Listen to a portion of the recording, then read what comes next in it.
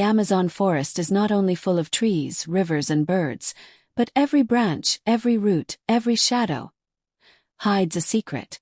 And among these secrets, the most terrible, most mysterious and bloodiest is Yakomama.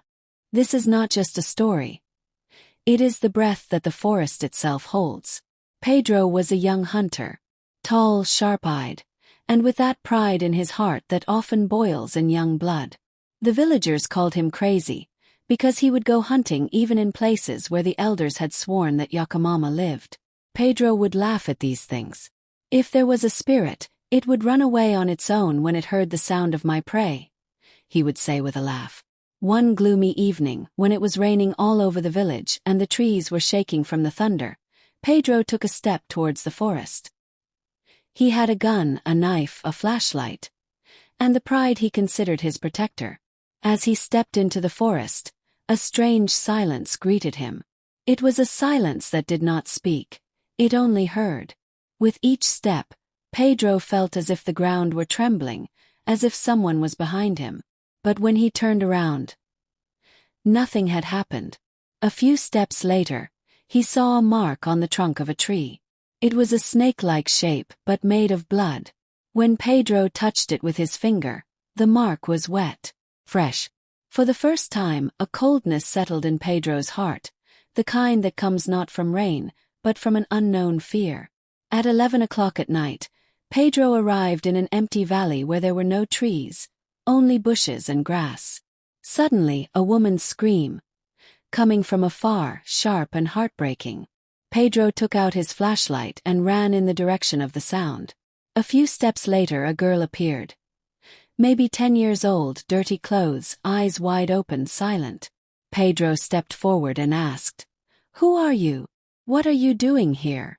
The girl didn't answer, just looked up at the sky.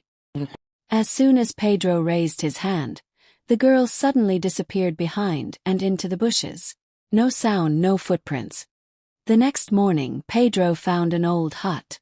Inside sat an old hunter, emaciated, silent, and with fear in his eyes. "What are you doing here?" the old man asked. Pedro laughed and said, "I came to look for Yakomama." The old man bowed his head, as if he were hearing a death announcement. "Go back.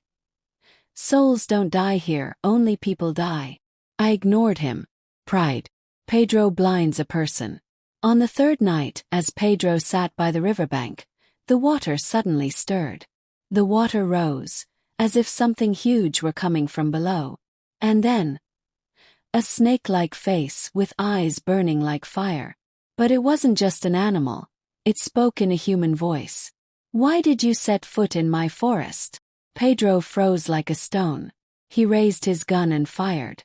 But the bullet went straight into the water, and the face disappeared. The next morning Pedro had a scratch on his leg, deep, straight, as if drawn by a giant claw. But he had no memory of when he had been injured. Now every night the same face came to his dreams, the same question, the same snake-like eyes. Every tree in the forest bent over him. The paths had changed, the maps had become meaningless. It seemed as if the forest itself was surrounding him. On the fifth day, a rumor spread through the village. Pedro had not returned. Some people went into the forest, but only his gun was found. Nearby, on a tree, there was a message written in blood. "I challenged Yakomama. Now I am a mystery myself." The old hunter returned to the village. "Pedro will not return," he said, "but he is not alone. This forest eats a proud man every century, and turns him into its own language. Even today, when someone goes alone into the Amazon jungle, a whisper comes from somewhere far away. Why did you set foot in my jungle? And if you stop, you will see the same eyes, snake-like red, burning. Pedro is dead. But Yakomama is alive with his face now.